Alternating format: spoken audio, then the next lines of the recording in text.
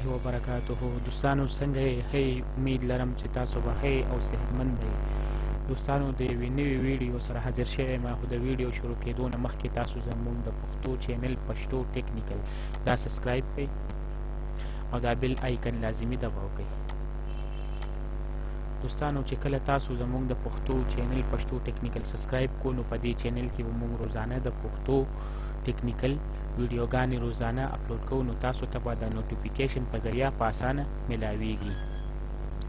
ها دوستانو، نو په دې نننۍ ویډیو کې به موږ تاسو ته نن دا ښایو چې تاسو که چېرې نوی چینل کریټ کړئ نو د هغې سبسکرایب به څنګه هیډن کوئ او څنګه به یې خلکو نه پټوئ. دوستانو ځکه چې موږ نوی چینل ځکه کریټ کړو نو د هغې سبسکرایب به آلریډي کم وي، نو ځکه هغه موږ له پټول پکار وي.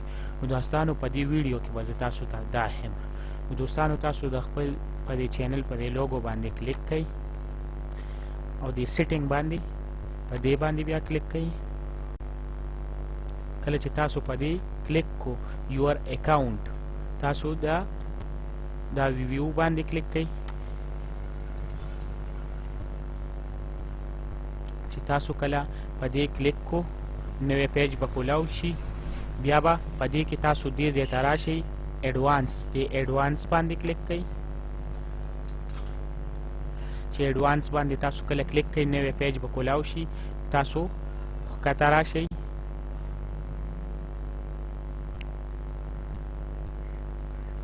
ښکته چې تاسو کله راشئ نو لیکلي به سبسکرایب کاونټس ډسپلی د نمبر اف د پیپل سبسکرایب ټو مای چینل. دا په پس نمبر چې کم کلیک دی نو دا چې کله کلیک وي نو ستاسو سبسکرایب به خلکو ته شوي. چې کله ډو ناټ ډسپلی د نمبر اف د پیپل سبسکرایب ټو مای چینل، چې کله تاسو دا کلیک کوئ نو بیا به ستاسو سبسکرایب خلکو ته نه ښکاري. نو چې دا په دې لاندیني باندې تاسو کلیک کوئ نو دا سیو بیا ووهئ.